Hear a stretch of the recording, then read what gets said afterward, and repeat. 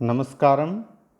हम महाकवि भर्तृहरि रचित नीति शतकम का अध्ययन कर रहे हैं। 12 पद्य पढ़ चुके हैं, 13वां पद्य है। इसमें यह बताया गया है कि मनुष्य को साहित्य, संगीत या कला किसी न किसी क्षेत्र में रुचि होनी ही चाहिए, और यदि वह मनुष्य होते हुए भी सिर्फ भोजन करने का ही काम करता है, कोई काम नहीं करता है, तो वह मनुष्य होते हुए भी पशु है। अभी हम इसको पढ़ते हैं। साहित्य संगीत कला विहीन साक्षात पशु पुच्छ विषाणहीन तृणम न खादन्नपि जीवमानस तद्भागधेयम परमं पशूनाम। अन्वय देखते हैं।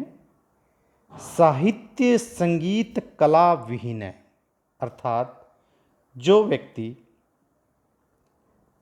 साहित्य या संगीत किसी में भी रुचि नहीं रखता है और किसी भी प्रकार की कला को भी नहीं जानता है, वह साहित्य संगीत और कला से हीन है। अर्थात न तो उनकी किसी प्रकार की साहित्य में रुचि है और न ही संगीत में, और न ही किसी प्रकार की कोई कला को जानता है। ऐसा व्यक्ति क्या है? पुच्छ विषाणहीन है। पुच्छ अर्थात पूंछ, विषाण अर्थात सींग, हीन है रहित। वह व्यक्ति पूंछ और सींग से रहित साक्षात पशु, वह व्यक्ति पूंछ और सींग से रहित साक्षात पशु है। अर्थात जिस व्यक्ति की साहित्य, संगीत और कला इनमें से किसी में भी रुचि नहीं है, इनके बारे में कुछ नहीं जानता है, ऐसा व्यक्ति पुरुष होते हुए भी, मनुष्य होते हुए भी वह साक्षात पशु के समान है। और वह कैसा पशु है? ऐसा पशु जिसके पूंछ और सींग नहीं है। पशुओं के पूंछ और सींग होते हैं, किंतु मनुष्य ऐसा पशु है जिसके न तो पूंछ है और न ही सींग है। बस इतना ही अंतर है पशु में और मनुष्य में। कितना अंतर है? यदि वह संगीत, साहित्य और कला में कोई रुचि नहीं रखता है, इनके बारे में कुछ नहीं जानता है, वह पशु के समान ही है। बस जो हम जिनको पशु कहते हैं उनके सींग और पूंछ होते हैं, और इस मनुष्य रूपी पशु के क्या है? सींग और पूंछ नहीं है। तृणम न खादन अपि जीवमानः अस्ति। तृणम अर्थात घास या तिनके, न खादन न खाता हुआ भी, अपि भी जीवमान है, जीवित रहता है।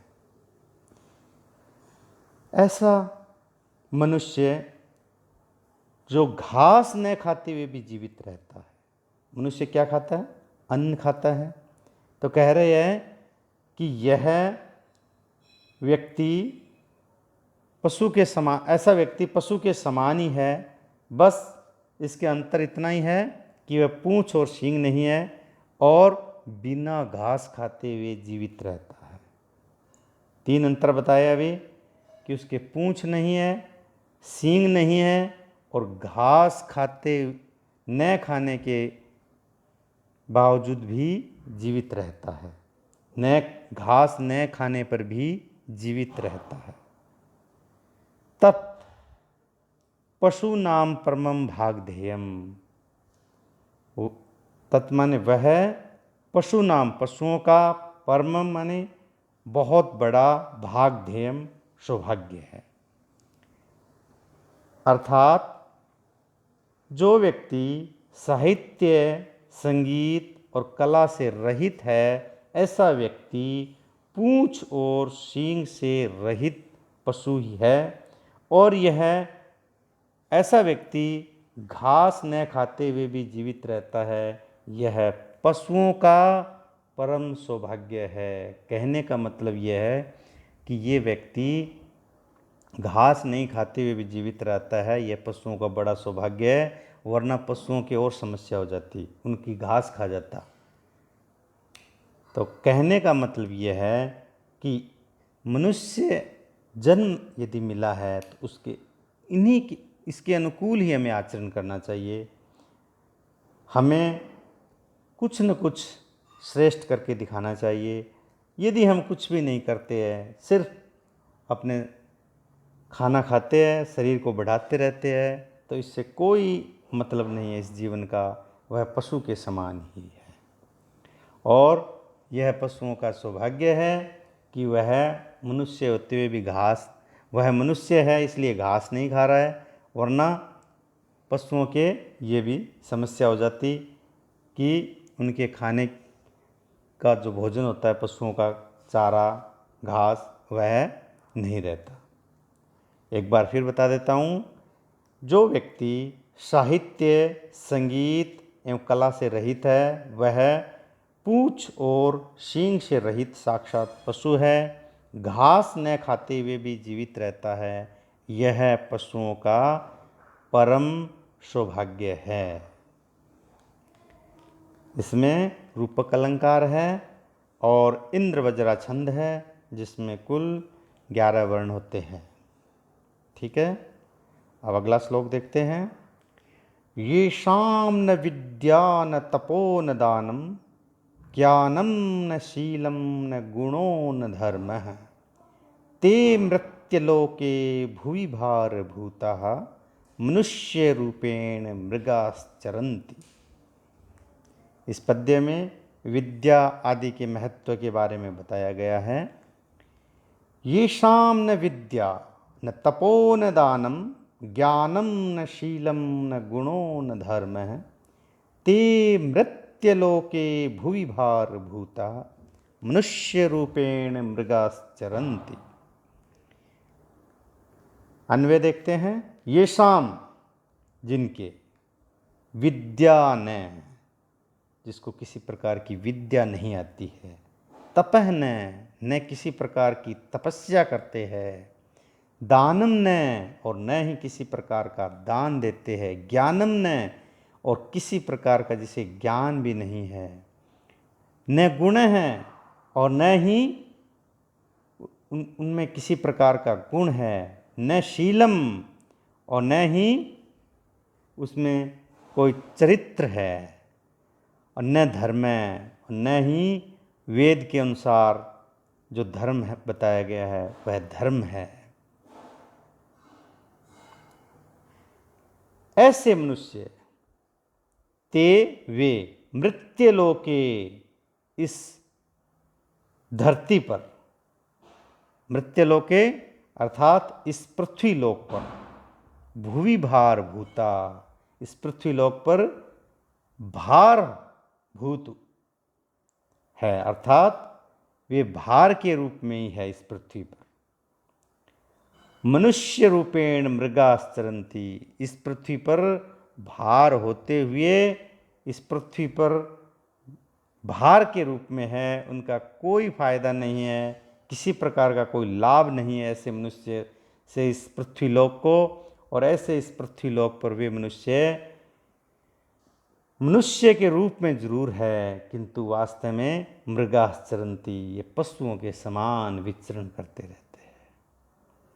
तात्पर्य यह है कि जिन लोगों में, जिन मनुष्यों में, जिन व्यक्तियों में न किसी प्रकार की विद्या है, न तप करते हैं, न दान देते हैं, न किसी प्रकार का ज्ञान है, और न ही कोई किसी प्रकार का गुण है, न चरित्र है, न ही जिसे वेद में धर्म कहा गया ऐसा धर्म है, ऐसे मनुष्य इस पृथ्वी पर भार के रूप में है, और मनुष्य के रूप में जन्म लेते हुए पशुओं के समान विचरण करते हैं। तात्पर्य यही है कि वे ऐसे मनुष्य जो मैंने अभी बताए हैं और पशुओं में कोई अंतर नहीं है, और ऐसे मनुष्य पृथ्वी पर भार के रूप में है।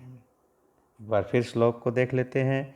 येषां न विद्या न तपो न दानं ज्ञानं न शीलं न गुणो न धर्मः ते मृत्यलोके भुवि भारभूताः मनुष्यरूपेण मृगाश्चरन्ति।